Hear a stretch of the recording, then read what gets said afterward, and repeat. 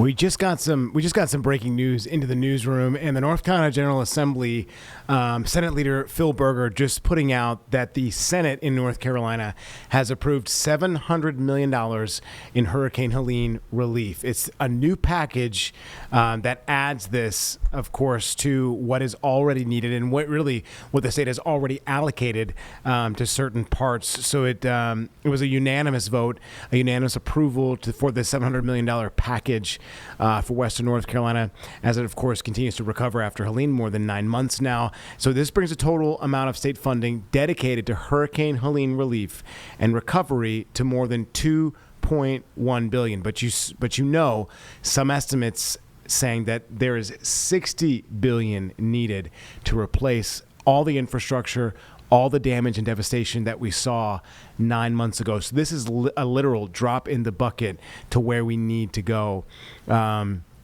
It does look like a number of Republican lawmakers at the state level did talk about this. So it's House Bill 1012. It includes that $700 million for Helene funding reserves.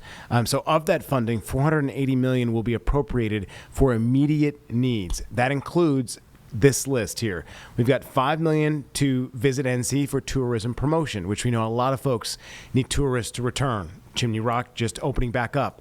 $10 million to repair, modify, remove dams damaged by Hurricane Helene. $15 million to the North Carolina Forest Service for wildfire assets and preparedness. We saw huge wildfires burning, obviously, just this spring because of all the devastation and really that dry timber that is still out there. There's $20 million to the Parks and Recreation Trust Fund for the state and local parks affected, $8 million to the Department of Public Instruction to repair public school buildings, $2.47 million for community colleges that experience enrollment declines in 24 and 25 due to Hurricane Helene, $75 million to repair and replace private roads and bridges. Now, of this $75 million, $25 million will be used to reimburse up to 50% of the cost for projects that are already completed. $70 million more to continue covering the FEMA state match.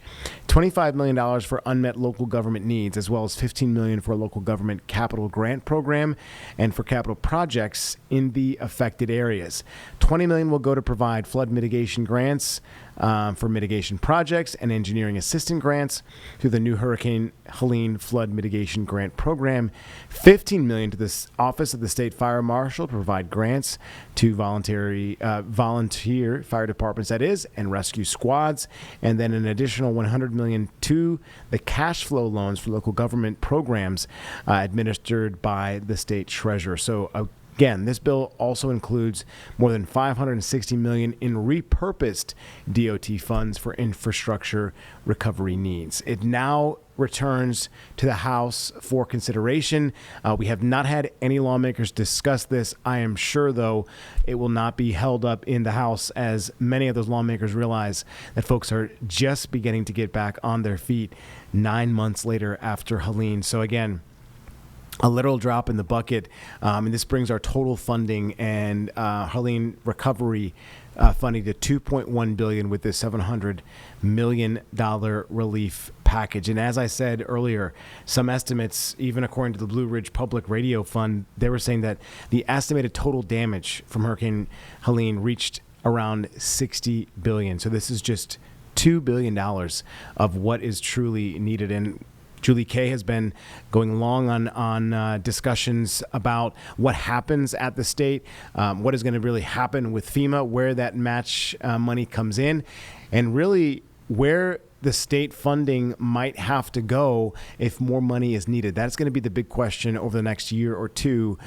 based on the budget that was proposed. Where will this money come from? More money is needed, clearly. So that'll be the big question as we go into the later summer months and then back into the fall. And let's not forget, 2026 is a huge midterm year. So I'm sure that is on the minds of many, not only constituents, but legislators in North Carolina, that this gets done.